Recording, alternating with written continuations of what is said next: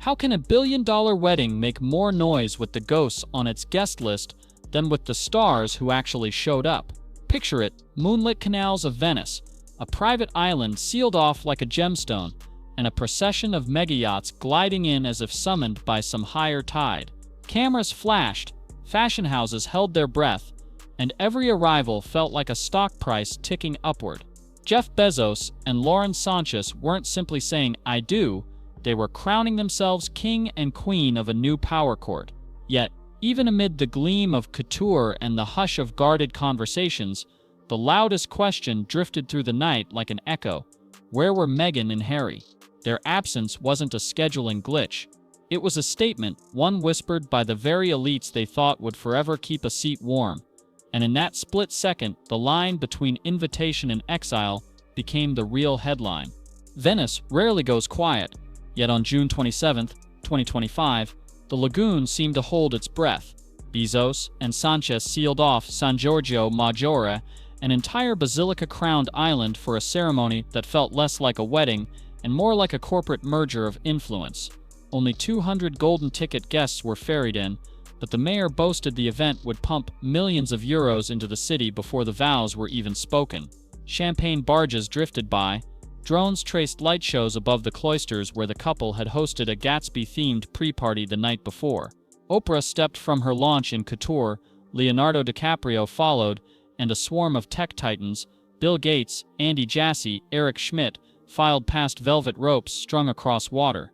Every arrival sent the stock of the moment soaring. Yet even amid this curated constellation, two stars were conspicuously missing, their absence echoing louder than the church bells. And the silence around that omission was about to speak volumes. Oprah spoke volumes without uttering a single line.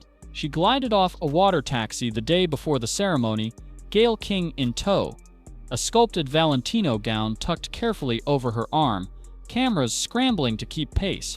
The basilica doors opened, and the ushers placed her front row prime real estate in a room packed with Leonardo DiCaprio, Bill Gates, and Queen Rania. Yet, for all the flashbulbs, Oprah's phone stayed dark.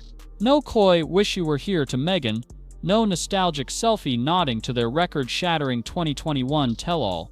The message landed like a gavel. Influence attaches itself to momentum, not unfinished business. Oprah has built an empire on instinct. She can sense when a narrative is cooling, and she refuses to be tethered to a waning brand.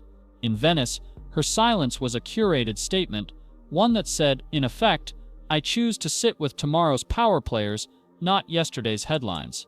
Some weddings are remembered for who walked down the aisle. This one will be remembered for who never even reached the dock.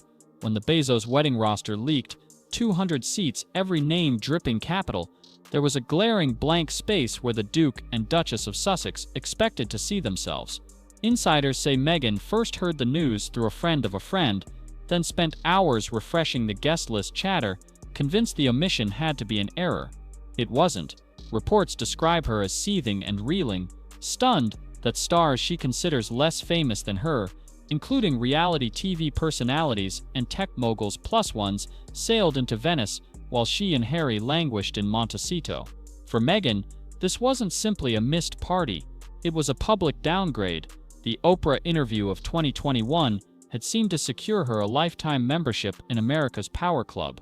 Yet here was Oprah herself, front row at the ceremony, offering no consoling text, no discreet Instagram nod. The silence scorched. Harry felt the burn too. He had traded centuries of royal certainty for Californian unpredictability, and now found the velvet ropes of Hollywood drawn shut. The message from Bezos's meticulously curated invite list couldn't be clearer. Relevance isn't inherited, it's renewed, and at least this weekend, the renewal notice never arrived. Hollywood's scoreboard resets faster than a TikTok feed, and the Sussex brand is finding out the hard way. Spotify yanked their glossy $20 million podcast deal after just 12 episodes of Archetypes, hailing the mutual decision while insiders muttered about thin output. That stumble rippled.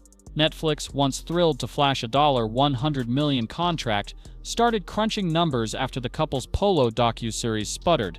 Executives now file the partnership under review, warning the streamer could walk if the next pitch doesn't hit.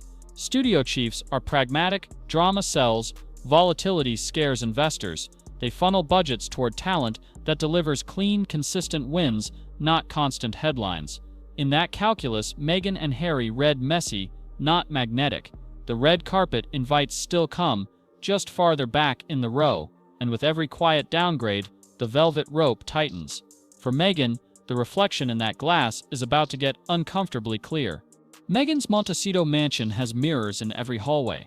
Yet lately, each one feels like a scoreboard.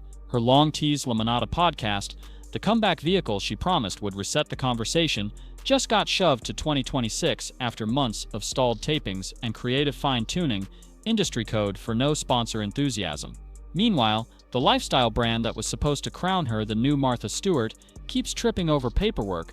The USPTO flagged as ever for looking too much like a Chinese fashion label, then a tiny Spanish town threatened legal action over her palm tree logo.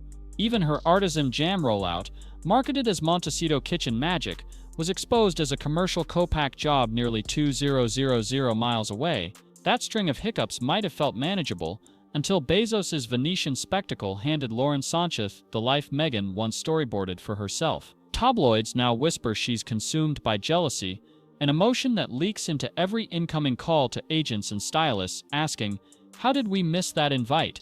The cruel irony, the harder she pushes for a rebrand, the more every pivot looks like panic, not power. And while Meghan stares down her own reflection, the man who gave up a crown to follow her is discovering a different kind of emptiness, one measured not in trademarks, but in purpose. Harry's compass has always pointed to duty, first to his regiment, then to his family. But the needle is spinning now. 2 months ago, Britain's Court of Appeal slammed the door on his last bid for taxpayer-funded police protection, declaring that a sense of grievance isn't a legal argument. The ruling didn't just cut off blue light escorts. It underscored how far he drifted from the institution that once guaranteed his security, literal and political. Stateside, another fight drags on. Redacted Homeland Security files hint that his U.S. visa could be vulnerable if questions about past drug use gain traction, a lawsuit that keeps his future in California stuck in procedural limbo. Even the normally sympathetic Nexus Global Summit crowd felt more like a polite Rotary luncheon when he took the stage last week, pleading for compassion while sidestepping the thorny question of why he can't safely bring his kids to visit their grandfather. The Invictus Games remain Harry's one reliable headline, yet even that mission is slowly detaching from its founder as new sponsors, new CEOs, and new host cities claim the narrative. He's become the man who opens ceremonies, not doors. In Montecito's manicured quiet, the prince who once needed no introduction is discovering the hardest lesson of all in a world built on optics. Invisibility arrives without fanfare, and once it lands, there's no royal warrant to chase it away. Power players think in portfolios, not plus ones, and Oprah has perfected the math. Harvard Business Review calls her career a masterclass in brand stewardship rooted in an almost radar-level instinct for hitching her name only to people and causes that compound her legacy. So when she swept into Venice and took her front row seat beside tech titans and oil shake royalty, yet left the Sussexes drifting in Montecito, she wasn't snubbing old friends. She was reallocating capital. Jeff Bezos applied the same calculus to his wedding roster. Vanity Fair clocked everyone from Leonardo DiCaprio to Queen Rania and Sydney Sweeney, a guest list that reads less like a celebration and more like the cover of next quarter's Power Index. Each invitation signaled stability, reach, or fresh cultural momentum, traits Wall Street rewards and Hollywood courts. Unpredictability, by contrast, terrifies investors, and right now, Meghan and Harry trade at a discount. Oprah knows it, Bezos showcased it. In the hermetic world of billion-dollar influence, the rule is brutal. If your brand rattles markets instead of rallying them, the gondola leaves without you. Attention can pull every camera in the room, but acceptance is the velvet cord you can't buy. Someone else has to unhook it for you. Bezos' Venetian guest list exposed the difference in high-definition influence isn't the volume of headlines you generate, it's the confidence others feel when they stand beside you. Meghan and Harry once commanded sympathy, now they audition for credibility, and the silence from Venice felt like a verdict delivered in cashmere gloves. Oprah, Bezos, and the quiet chorus of power brokers just reminded the world that relevance expires the moment it starts begging for renewal. So here's the lingering question that drifted out over the dark lagoon after the last firework fizzled. If a billion-dollar celebration can rewrite the social order in a single night, what happens to the names left off the page?